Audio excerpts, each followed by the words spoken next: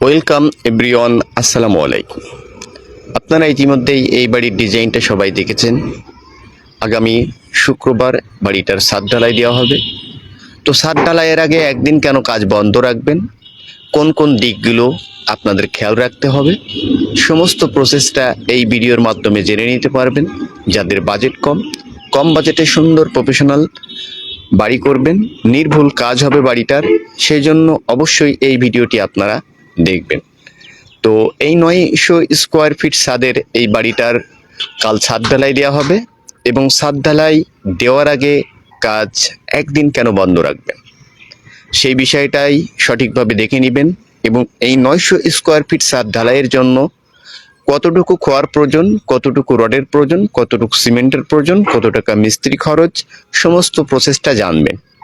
তো আজ যে বাড়িটা আপনারা দেখছেন, বাড়িটার টোটাল ছাদ 916 স্কোয়ার ফিট।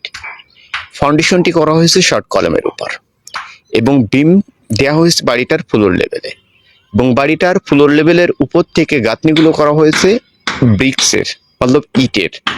তো ইটের বাড়ি ফেটে যাওয়ার কারণেই কিন্তু যশোর জেলাতে এভাবেই শর্ট কলম ফাউন্ডেশন করে ইটের একতলা বাড়ি নির্মাণ করা হয়। তো এই ধরনের বাড়ি নির্মাণ করলে কি হয়, বিল্ডিং এর টোটাল কাজটা মজবুত হয়, খরচটা অনেক কম হয়, বিশেষ করে অলগুলো ফাটে না। তো সেই সমস্ত দিকগুলো রেখেই কিন্তু গ্রামের ভিতরে সুন্দর মানের একতলা বাড়ি নির্মাণ করা হয়। তো আজ এই বাড়িটার সিম্পল সাধারণ ডিজাইন, তো নির্মাণ কাজগুলো কিন্তু করা হয়েছে খুবই স্ট্রং ভাবে।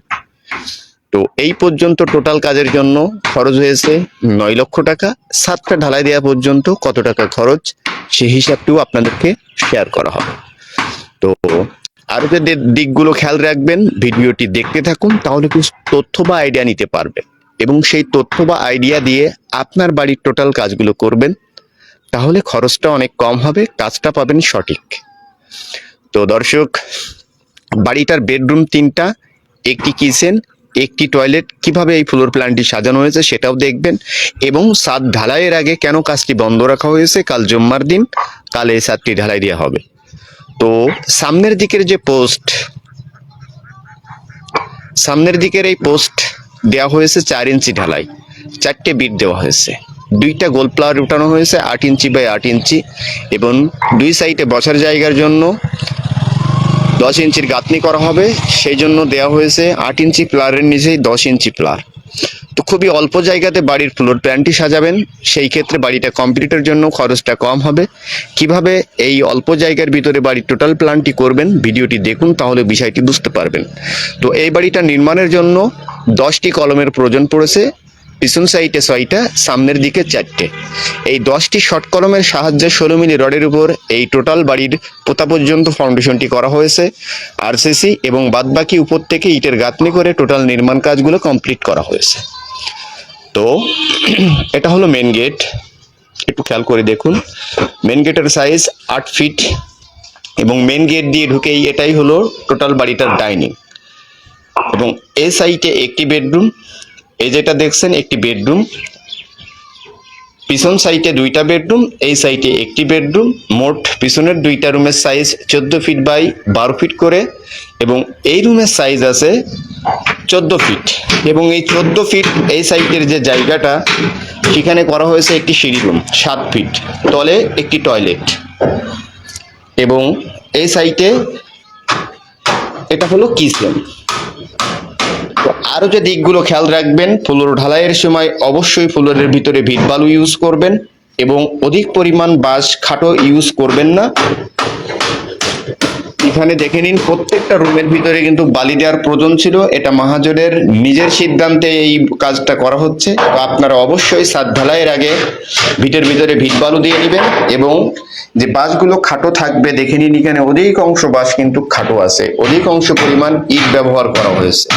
তো এই ধরনের বাঁশ ইউজ করে ছাদ ঢালাই দিলে কিন্তু ছাদের অনেক রিস্ক থেকে যায়, ছাদটি ভেঙে পড়ার সম্ভাবনা থাকে বেশি, এবং নিচে মুখো বসে যাওয়ার সম্ভাবনাও থাকে বেশি। তো কথাগুলো কেন আপনাদেরকে শেয়ার করা হলো। এখন আমরা, এটা হলো সিঁড়ি, সিঁড়ির জায়গা আছে 3.5 ফিট, প্রত্যেকটা ধাপের হাইট 6 ইঞ্চি। তো এই বাড়িটার ছাদ ঢালাই দেওয়া পর্যন্ত টোটাল খরচ যাবে 11,05,000 টাকা পর্যন্ত টোটাল খরচ। দেখে নিন, ছাদের রড ব্যান্ডিং কমপ্লিট, এখন ছাদ কাল ঢালাই দেওয়া হবে। কাপের পরবর্তীতে পুরো ছাদ ঢালাইটি কাল কমপ্লিট করা হবে। তো এই 900 স্কোয়ার ফিট ছাদ বাঁধার জন্য আমাদের রডের প্রয়োজন পড়েছে 900 কেজি।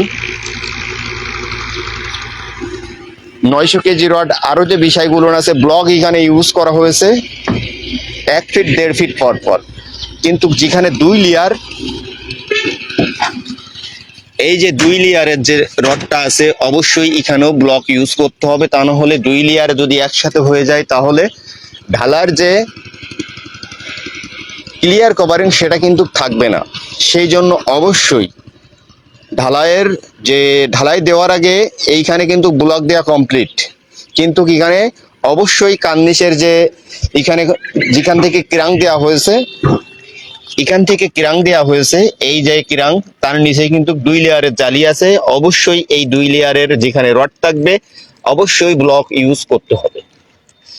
আরো যে দিকগুলো খেয়াল রাখবেন, কার্নিশ কোনো সময় গ্রামের ভিতর, বিশেষ করে গ্রামের ভিতর কার্নিশ লেভেল হয় না, এবং কার্নিশ যখনই করবেন অবশ্যই অর্ডার লেভেল করে কার্নিশগুলোর টোটাল শাটারিং কাজ করবেন।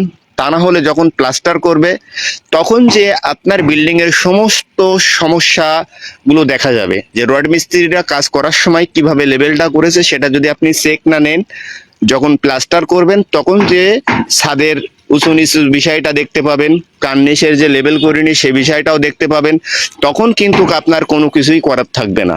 সেই জন্য আপনারা বিল্ডিং এর ছাদ ঢালাইয়ের আগে সমস্ত দিকগুলো পরীক্ষা নেবেন, চেক নেবেন, কাজ পারফেক্ট কমপ্লিট থাকলে তারপরে ঢালাই দিবেন। এখন এখানে যে ব্লক দ্বিতীয় লেয়ারের জালিতে ইউজ করে নাই, সেটাই হলো সব থেকে গুরুত্বপূর্ণ বিষয়। তো এই কাজ অবশ্যই করতে হবে। আরো যে বিষয়টি, যখন রড বাঁধবেন অনেক ক্ষেত্রে কিন্তু এই বাড়ির এই যে ইটা আছে নিচের, এই অল পর্যন্ত কার্নিশের রডগুলো রাখা হয়। এখানে যে দিকগুলো আছে সমস্ত রডগুলো কিন্তু কার্নিশ পর্যন্ত দেওয়া হয়েছে, দেখে নিন, সমস্ত রডগুলো কিন্তু কার্নিশ পর্যন্ত দিয়ে রাখা হয়েছে। ঠিক আছে ভাই, আমার নাম্বার অবশ্যই পাবেন, এবং ফেসবুক ডেসক্রিপশনে আমার হোয়াটসঅ্যাপ নাম্বার আছে, আপনারা চাইলে সেখানে নক দিতে পারেন। তো আরো যে বিষয়টা, কার্নিশের রডগুলো অবশ্যই মেন যে রড থাকবে দিয়ে দিবেন। সেই ক্ষেত্রে হয়তো আপনার কিছু রডের খরচ যাবে বা রড কিছু বেশি প্রয়োজন হবে, তারপরেও আপনার কার্নিশ থাকবে সম্পূর্ণ স্ট্রং। তো এখানে দেখে নিন, এখানে ভুল একটাই হয়েছে, সেটা হলো দ্বিতীয় লেয়ারের যে রডটা সেখানে ব্লক ইউজ না করা, এবং ছাদের মিডিল পয়েন্টে কেন এই নিয়মে দেখে নিন, সমস্ত জায়গাতে উঁচু, ছাদের মিডিল পয়েন্টে কেন ছাদটি স্লোপ রাখা হয়। ওয়ালাইকুম আসসালাম ভাই। জি ভাই, আমি ভালো আছি, আপনি কেমন আছেন? ভাই 3 রুম 3 সেট বাড়ির উপরে যদি করতে চান সেই ক্ষেত্রে খরচটা অনেক কম হয়। যদি ইট দিয়ে করেন সেই ক্ষেত্রে তো আপনি 5 লাখ টাকা 6 লাখ টাকার ভিতরে 3 সেট বাড়ি করতে পারবেন। আশা করি বিষয়টি বুঝতে পেরেছেন। আপনার যদি ভিডিওর প্রয়োজন হয়ে থাকে আমি 3 রুম 3 সেট বাড়ির একটি কমপ্লিট ভিডিও আপনাদেরকে শেয়ার করব। তো আপাতত আপনারা এই ভিডিওটি দেখতে থাকুন, তাহলে কিছু তথ্য বা আইডিয়া নিতে পারবেন। তো এখানে দেখুন 5 ইঞ্চি সেন্টার টু সেন্টার এই স্ল্যাবের টোটাল রডটি ব্যান্ডিং করা হয়েছে। তো এই 5 ইঞ্চি সেন্টার টু সেন্টার কি জন্য বলা হয়, এখানে যে গ্যাপগুলো আছে এই গ্যাপটা থাকবে 5 ইঞ্চি, সেই জন্যই বলা হয় 5 ইঞ্চি সেন্টার টু সেন্টার। এর পরবর্তীতে আপনার বাজেট কম থাকলে আপনি যদি ছাদের রড বাঁধতে চান সেই ক্ষেত্রে 6 ইঞ্চি বাই 6 ইঞ্চিও বাঁধতে পারেন। তো 6 ইঞ্চি বাই 6 ইঞ্চি ছাদের রড বাঁধলে পার 100 স্কোয়ার ফিট ছাদে 80 কেজি রডের প্রয়োজন হয়। তো এখানে 5 ইঞ্চি সেন্টার টু সেন্টার রডগুলো বাঁধা হয়েছে ছাদের, সেই ক্ষেত্রে কিন্তু এই বিল্ডিং এর 916 স্কোয়ার ফিট ছাদে 900 কেজি রডের প্রয়োজন পড়েছে। এবং এখানে যে চিলেকোঠাটা দেখছেন এই চিলেকোঠারও ছাদ দেওয়া হবে, সেই জন্য ওই ছাদটুক বাদ গেছে এই ছাদ থেকে, সেই জন্য কিছু রড আমাদের আছে। তো এই ছাদ ঢালাইয়ের জন্য আমাদের টোটাল খোয়ার প্রয়োজন পড়বে 3500 ইটের, এবং ছাদ ঢালাইয়ের জন্য সিমেন্টের প্রয়োজন পড়বে 54 ব্যাগ। 100 স্কোয়ার ফিট ছাদ হলে 6 ব্যাগ সিমেন্টের প্রয়োজন পড়ে ছাদটি ঢালাইয়ের জন্য, এবং আরও যদি আপনাদের সমস্যা হয় 100 স্কোয়ার ফিট মানে 100 সেফটি ঢালাইয়ের জন্য 17 ব্যাগ সিমেন্টের প্রয়োজন পড়ে। এখন এই সেফটিটা কিভাবে বের করা হয়, বিল্ডিংয়ের দৈর্ঘ্য প্রস্থ এবং ঢালাইয়ের পুরুত্ব টোটাল হিসাব করে আপনি যদি 5 ইঞ্চি ছাদ ঢালাই দিবেন তো 0.41 দিয়ে আপনি টোটাল ছাদের সাথে গুণ করবেন, তাহলে আপনার বিল্ডিংয়ের টোটাল কত সেফটি ঢালাইয়ের প্রয়োজন হিসাবটা আপনি নিজেই বের করে নিতে পারবেন। তো এখানে দেখুন আরও যে বিষয়গুলো আছে, এখানে অবশ্যই এই যে টপ রডের যে বিষয়গুলো থাকে, টপ রড কেন ইউজ করা হয়, যে এইখানে যখন মেন রড চলে যায় মেন রডের উপরে কিন্তু একটি করে টপ রড ইউজ করা হয়। এর কারণ কি, কোনো জায়গাতে স্যাও রাখা আছে, কোনো জায়গাতে উঁচু আছে, কারণ এই ছাদটি যখন ভেঙে যেতে চাই তখন কিন্তু ছাদটি নিচে মুখো যাওয়ার একটা পরিকল্পনা নেই, ভাঙতে যখন চায় তখন কিন্তু ছাদটি নিচে যেতে চায়। তো সাইডের যে উঁচু জালিগুলো দেওয়া হয় এর একটাই উদ্দেশ্য যে এটা যখন ভেঙে যাওয়ার জন্য নিচে মুখো যাবে, এটাই সাপোর্ট করে তাকে সাহায্য করবে। এই জন্যই কিন্তু এই যে স্ল্যাবটা কিন্তু এভাবেই স্লোপ দেওয়া হয়। তো বিল্ডিং এর যে মাঝখানটা থাকে প্রত্যেকটা রুমের সেই জায়গাতেই কিন্তু ক্রাঙ্কগুলো দেওয়া হয়। তো এই রুমটা যদি 12 ফিট থেকে থাকে তো 12 ফিট 4 ভাগে ভাগ করে এই টোটাল রডগুলো বাঁধা হয়। তো এটা কিন্তু সিম্পল সাধারণ একটি স্ল্যাব ছাদ, এটা কোনো বিম ছাদ নাই। এবং প্রত্যেকটা রুমের যখন আপনারা রড ব্যান্ডিং করবেন অবশ্যই 12 মিলি রড 2 পিস করে মিডিল পয়েন্ট থেকে দিয়ে দিবেন। সেই ক্ষেত্রে কি হবে, ছাদের যখন ঢালাই হয়ে যাবে, আপনি যখন উপরে আসবেন ছাদের উপরে চলাফেরা করবেন তো নিচেতে কিন্তু দপদাপ করবে না, বা উপরের ছাদে আপনি চলাফেরা করলেও নিচের যে লোকগুলো থাকবে তারা কিন্তু বিষয়টা বুঝতে পারবে না। এই জন্যই কিন্তু 2 পিস 12 মিলি রড ইউজ করা হয়, যাকে বলা হয় কনসোল বিম হিসাবে গ্রামের দিকে এই কাজগুলো করা হয়। তো আপনারাও এই কাজটা করতে পারেন।